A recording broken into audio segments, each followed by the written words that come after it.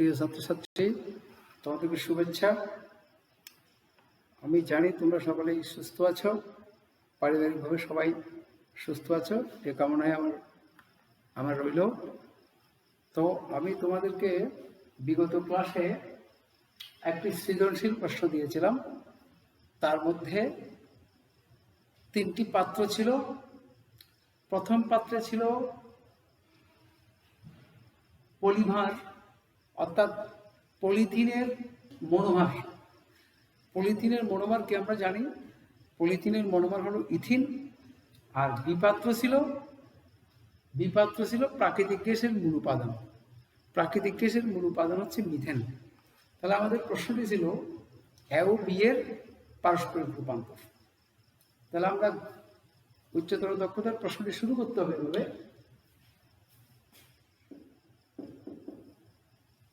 উদ্দীপক মতে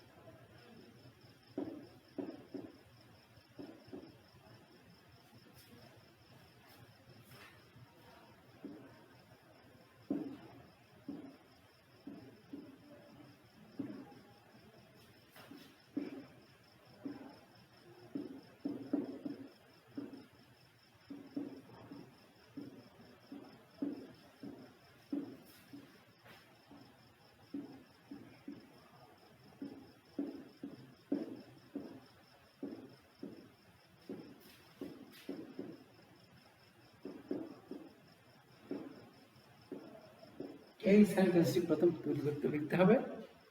অর্থাৎ উদ্দীপক মতে প্রথম পাত্রের পলিথিনের মনোমার হল ইথিন এবং বি পাত্রের প্রাকৃতিক গ্যাসের মূল উপাদান হল মিথেন। তাহলে আমাদের কি কাজ করতে হবে? মিথেন এবং ইথেনের পারস্পরিক রূপান্তর। তাহলে আমরা প্রথমেই ইথিন থেকে মিথেন কিভাবে পাবো? প্রথম ইথিন 1 নম্বর দিতে পারি আমরা।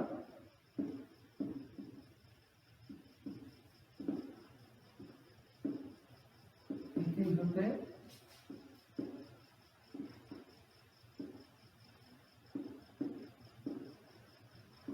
মিথেন উৎপাদন।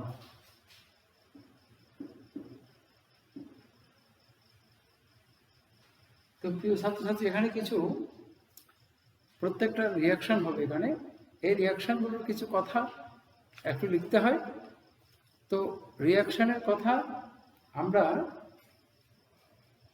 রিয়াকশন লিখব, রিয়াকশনের ব্যাখ্যাটা আমরা পরে উপস্থাপন করব। তবে তোমরা আমার কথা ভালো মতো শুনলে একসাথে রিয়াকশনও হয়ে যাবে। তো প্রথমেই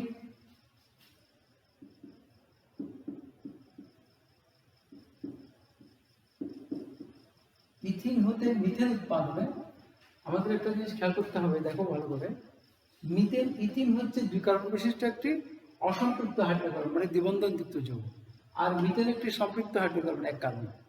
তাহলে এখানে প্রকৃতপক্ষে 2 কার্বন থেকে 2 কার্বন বিশিষ্ট যৌগ থেকে 1 কার্বন বিশিষ্ট যৌগ আনতে হবে। অর্থাৎ আমরা এসএসসি লেভেলে যেটা পড়েছি বা যেটা তোমাদের পড়িয়েছি, সেটা হচ্ছে কোনো না কোনোভাবে আমাদের ডিকার্বক্সিলেশন বিক্রিয়ায় যেতে হবে। ডিকার্বক্সিলেশন বিক্রিয়াতেই যাওয়ার পর আমরা 2 কার্বন বিশিষ্ট যৌগকে 1 কার্বন বিশিষ্ট যৌগে আনতে পারব। তো প্রথমেই দেখো একটু করে, ইথিনের সাথে যদি হাইড্রোজেন ব্রোমাইড যোগ করি, এটা হবে ইথাইল ব্রোমাইড প্লাস ইথাইল বা ব্রোমোইথেন।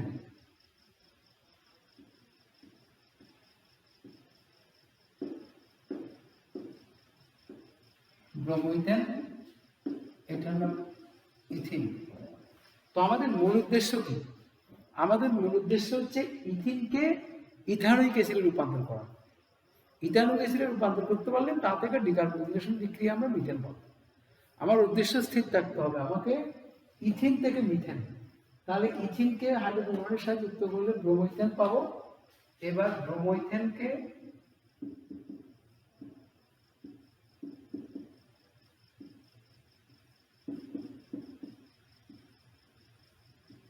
সোডিয়াম হাইড্রোক্সাইড অ্যাকুয়াস জলীয় সোডিয়াম হাইড্রোক্সাইডের সাথে যুক্ত করলে ইথানল।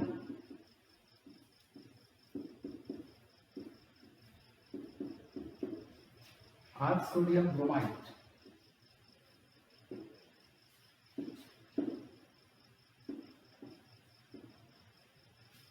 এবার ইথানলকে আমরা জানি, ইথানলকে অম্লীয় পটাশিয়াম ডাইক্রোমেট দ্বারা পূর্ণ জারণ করলে, এখানে দুই ধরনের জারণ আছে, একটা হচ্ছে অপূর্ণ জারণ মানে আংশিক জারণ, প্রথমে সীমিত জারণ বললে অ্যালকোহলকে অম্লীয় পটাশিয়াম ডাইক্রোমেট দ্বারা সীমিত জারণ করলে পাবো অ্যালডিহাইড পুনরায় জারিত হয়ে হবে কার্বক্সিলিক অ্যাসিড। আমরা সীমিত জারণ না বলে পূর্ণ জারণ করে দেবো, পূর্ণ জারণ করলে একসাথে কার্বক্সিলিক অ্যাসিড পেয়ে যাবো।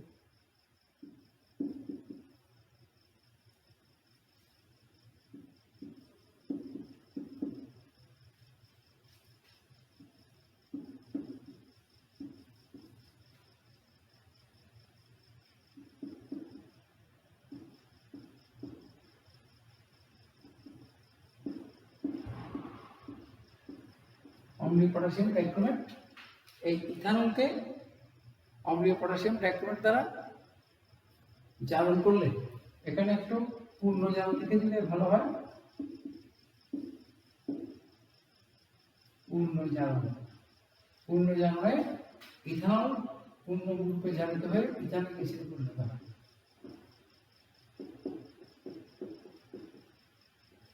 এই যৌগটার নাম ইথানিক অ্যাসিড।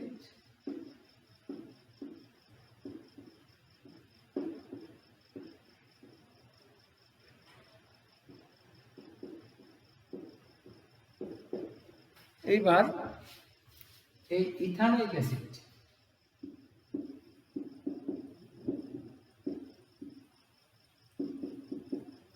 ইথানোইক অ্যাসিডকে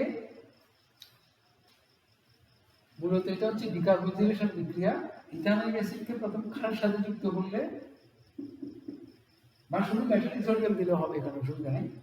এই হাইড্রোজেনটি সোডিয়াম দ্বারা প্রতিস্থাপিত হবে, এই বিক্রিয়াটিতে সোডিয়াম ইথানল যুক্ত হবে,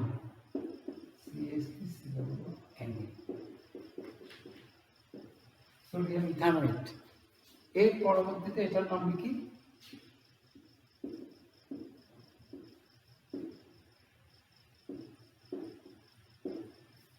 এবার এই সোডিয়াম ইথানোয়েটকে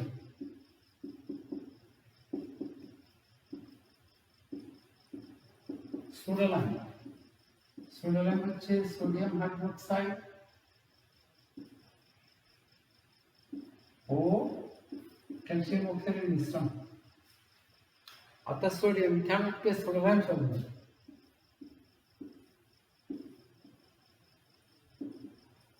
সোডালাইম সহযোগে তীব্রভাবে উত্তপ্ত করলে, এখানে তবে চিহ্ন দিব। আসলে আমি বলে রাখি, বিক্রিয়াটা এভাবে হয়, এই বন্ধনটা ভাঙে।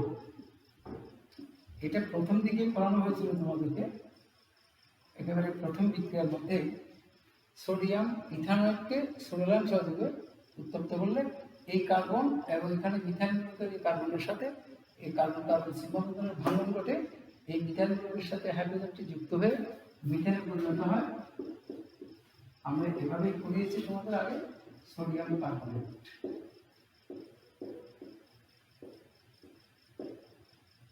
ক্যালসিয়াম অক্সাইড, এখানে এটাই মিথেন। তাহলে আমরা কি পেলাম?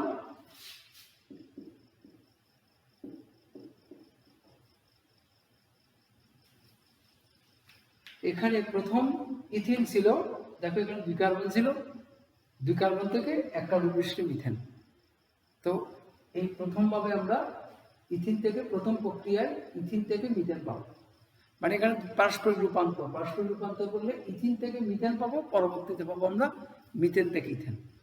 তো প্রিয় ছাত্রছাত্রী, তোমরা রিয়াকশন লেখার পরেও বর্ণনাগুলো দিতে পারো, অথবা তুমি যদি এইভাবে লিখেও দাও যৌগগুলোর নাম লিখে, তাতেও নাম্বার পাবে। তবে এই রিয়াকশন যে স্টুডেন্ট লিখতে পারবে সে অবশ্যই রিয়াকশনের বর্ণনা দিতে পারবে, এই বিষয়ে কোনো সন্দেহ নেই। আর তাছাড়া এখানে প্রত্যেকটা বিক্রিয়া পূর্বকরণ ছিল, তাই রিয়াকশন লেখার পরে তোমরা বর্ণনাগুলো লিখে নেবে। আর আমি তোমাদের সাথে মুখে বলেছি, তারপরেও তোমরা নিচে এটা রিয়াকশনের সাথে সাথে রিয়াকশন শেষ করে বর্ণনাটা দেবে, এটাতেই বেশ ভালো করা যায়। আচ্ছা, এর পরবর্তীতে আমরা করবো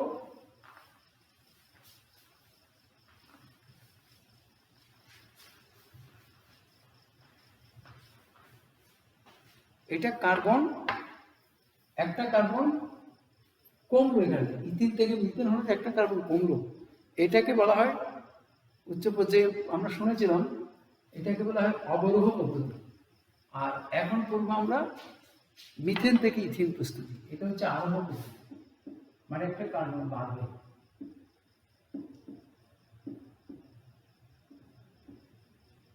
মিথেন থেকে ইথিন, ইথেন না, ইথিন উৎপাদন।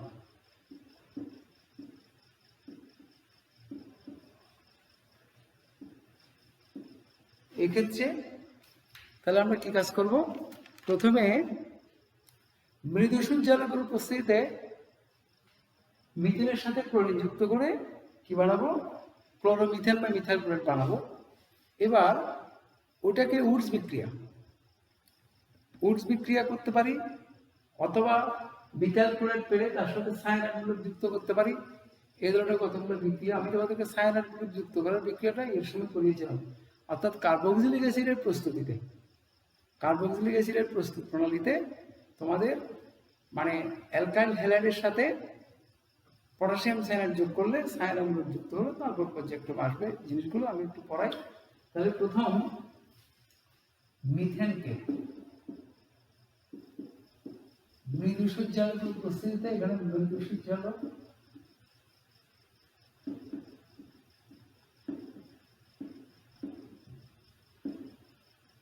মিথেনকে মৃদু সূর্যালোকের উপস্থিতি ক্লোরিনের সাথে যুক্ত করলে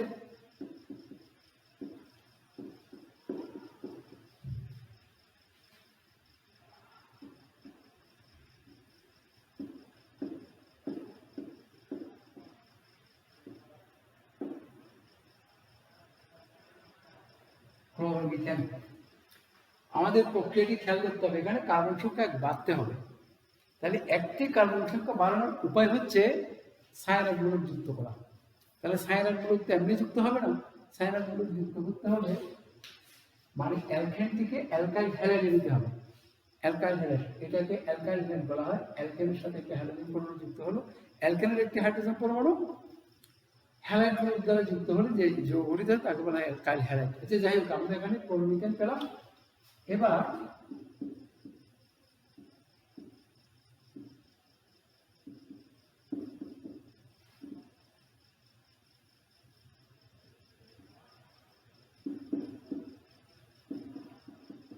ক্যাসিয়ান, এটা অ্যালকোহলিক। এই মিথাইল ক্লোরাইডের সাথে অ্যালকোহলিক পটাশিয়াম সায়ানাইড যুক্ত করলে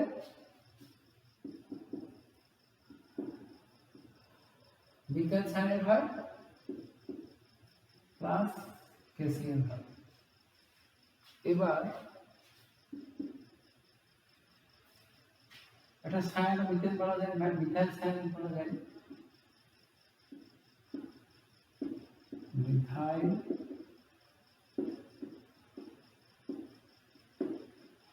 সায়ানাইড। এই মিথাইল সায়ানাইডকে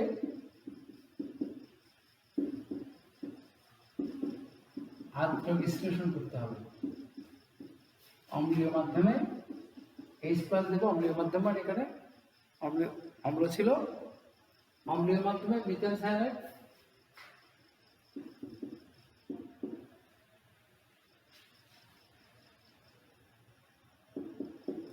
অ্যাসিটিক অ্যাসিড এবং অ্যামোনিয়াতে পরিণত হবে, এটি ইথানোয়িক অ্যাসিড।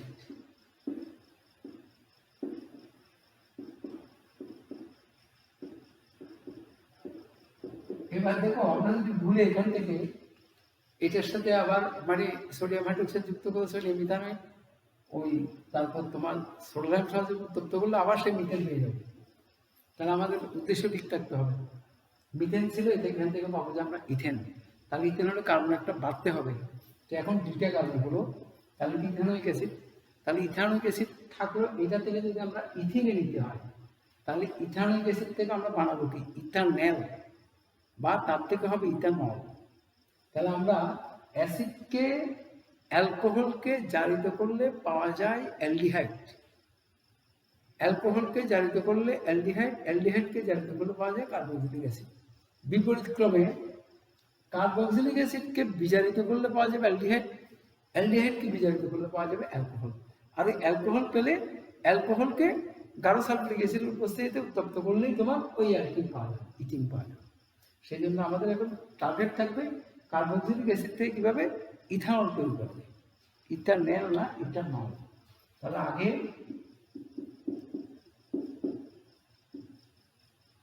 H প্লাস এটাকে বিজারণ বলবে। এই বিজারণটি করা হয় শক্তিশালী বিজারণ, লিথিয়াম অ্যালুমিনিয়াম হাইড্রেট সংযোগে। এটা একটা বিজারণ বিক্রিয়া। এই বিক্রিয়াগুলি এসএসসি লেভেলে অত বেশি পড়া না হলেও এই ধরনের কোনো পারস্পরিক রূপান্তর আসলে এগুলোর আশ্রয় নিতেই হবে, কারণ এটা সমীকরণ পূর্ণাঙ্গ, মানে এটা উত্তর করতে হলে এই সময় কিছু, তবে এই ধরনের দু একটা বিক্রিয়া পড়লে হবে, আর বেশি কিছু লাগবে না। তো এখানে হবে ইথানল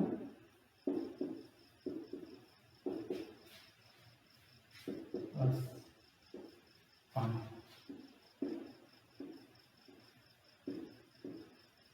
ইথানল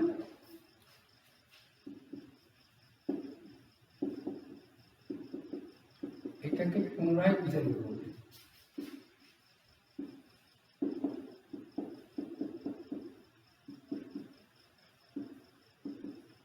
এই বিক্রিয়াটিকে পুনরায় বিজারণ করলে অ্যালডিহাইড অ্যালকোহল রূপান্তর হবে। এটা ইথানল। এবার আমরা জানি ইথানল থেকে ইথিন প্রস্তুতি সোজা। ইথানলকে তার দ্বিগুণ পরিমাণ গাঢ় সালফিউরিক অ্যাসিড সহ 160 থেকে 70 ডিগ্রি সেন্টিগ্রেড তাপমাত্রায় উত্তপ্ত করলে ইথানল এখনো পানি অপসারিত করে ইথিনে পরিণত। এই কথাটা পরে লেখা যাবে। Ethanol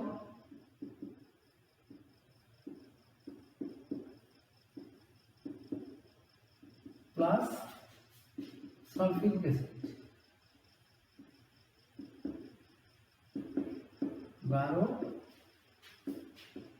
160 to 170 degree centigrade. এখানে একটা কথা ছিল, অ্যালকোহল অপেক্ষা গাঢ় সালফিউরিক অ্যাসিড কি পরিমাণ হবে, দ্বিগুণ পরিমাণ হবে। এখানে দ্বিগুণ পরিমাণ,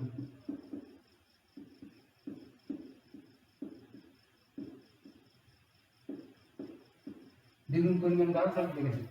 তো আমরা বিক্রিয়াটা বোঝার জন্য একেবারে লিখতে পারি, এই যে OH ব্লককে পাশে না লিখে OH ব্লক এভাবে লিখলাম, আর এখানে CH থেকে CH2 লিখে এভাবে লিখতে পারবে। এই বিক্রিয়া করিয়েছি আমি ক্লাসে। তো এখন H আর OH থেকে এখনো পানি অপসারিত হবে। এই পানিটা মূলত সালফিউরিক অ্যাসিড শোষণ করবে। এই জন্য H2SO4 আমি লিখি CH2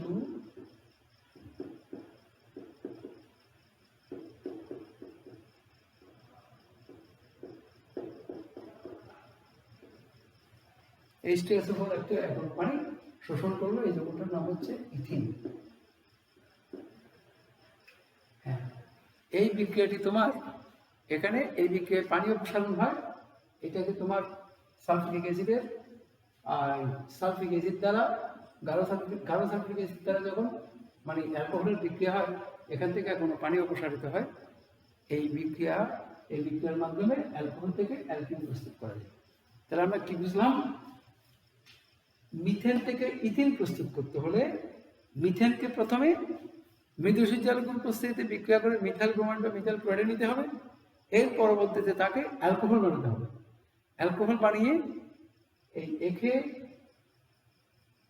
অ্যালকোহল বানানোর পূর্বে সায়ানাইড মূলক যুক্ত করতে হবে, কারণ কার্বন একটা বাড়াতে হবে। কার্বন একটা বাড়ানোর কোনো বিকল্প নেই, সায়ানাইড মূলক যুক্ত করে। সায়ানাইড মূলক যুক্ত করলে একটা কার্বন বাড়বে। সাইনাটোলেট যুক্ত করে কার্বক্সিলিক অ্যাসিড, অ্যাসিড থেকে আসবে অ্যালডিহাইড, অ্যালডিহাইড থেকে অ্যালকোহল, অ্যালকোহল এনে তাকে এবারে তার দ্বিগুণ পরিমাণ গাঢ় সালফিক অ্যাসিড সময় 60 থেকে 70 ডিগ্রি সেন্টিগ্রেড তাপমাত্রায় উত্তপ্ত করলে এই অ্যালকোহল গাঢ় সালফিক অ্যাসিড দ্বারা নিরোধিত হয়ে, মানে এটা একটা নিরোধন প্রক্রিয়া, এখান থেকে এখন পানীয় প্রসারকেই কিনে পরিণত হবে। এটা নিরোধন বিক্রিয়ার একটা এক্সাম্পল। তো প্রিয় ছাত্রছাত্রী, আমরা এই উচ্চতর দক্ষতার একটি প্রশ্ন পড়াতেই এই বেশ ভালোই সময় গেল। তো তোমরা একটু খেয়াল করবে, এই প্রশ্নটির মধ্যে অনেকগুলো রিয়াকশন আমরা আনতে হলো। এই রিয়াকশনগুলো মূলত আমরা যে একাদশ অধ্যায়ে পড়লাম, বেশিরভাগ রিয়াকশন ওখানের মধ্যে ছিল। একটি দুটি রিয়াকশন আমরা বাইরের সহযোগিতা নিতে হলো। তো তোমাদেরকে ধন্যবাদ জানাচ্ছি। তোমাদেরকে আমি আগামী দিন থেকে দ্বাদশ অধ্যায়ের প্রথম দিকে যা আছে ওগুলো থেকে শুরু করব। তো তোমরা সেই হিসেবে একটু প্রস্তুতি নিবে। তো আমি আশা করছি সকলে ভালো আছো, সকলে সুস্থ থাকো, এই কামনায় আজকের ক্লাস আমি এখানে শেষ করলাম। সবাইকে ধন্যবাদ।